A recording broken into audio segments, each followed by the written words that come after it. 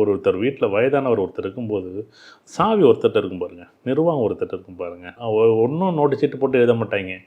இதுக்கு இவ்வளோ தான் செலவு பண்ணணும், இப்படி தான் செலவு பண்ணணும், இப்படி தான் இருக்கணும்னு ஒரு எழுதாத சட்டம் மாதிரி எழுதுவாங்களா என்ன? எழுதவே மாட்டாங்க கரெக்டாக. அதான் சொல்லல.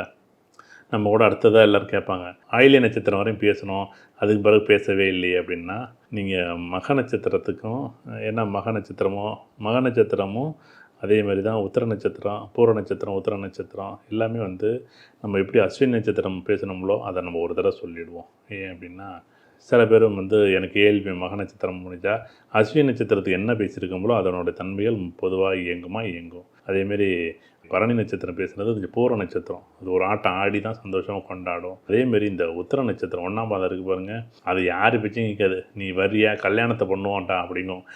ஒரே நாள் ஒரே முடிவு, ராஜா தான் அவர் தலைவர், அதை பற்றி கேட்க மாட்டார். இந்த உத்தர் 2, 3 நாள் பார்த்திங்கன்னா கொஞ்சம் புரிதல், நல்ல புரிதல் இருக்கும்.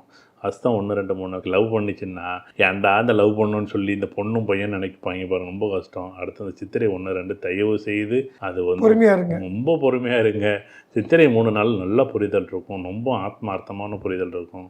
அதேமாதிரி சுவாதி நட்சத்திரம், தயவு செய்து அவசரப்பட்டு நான் காதலிக்கிறேன்னு மட்டும் வார்த்தை விட்டுறாதீங்க. நீ காதலிக்க, அது பொண்ணாக இருந்தாலும் சரி பையனாக இருந்தாலும் சரி, 2 பேரும் நமக்கு வேணும்.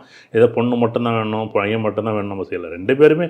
ஏன்னா பையன் கஷ்டப்பட்டாலும் நமக்கு வலி 2 பக்கமும் ஒன்று தானே.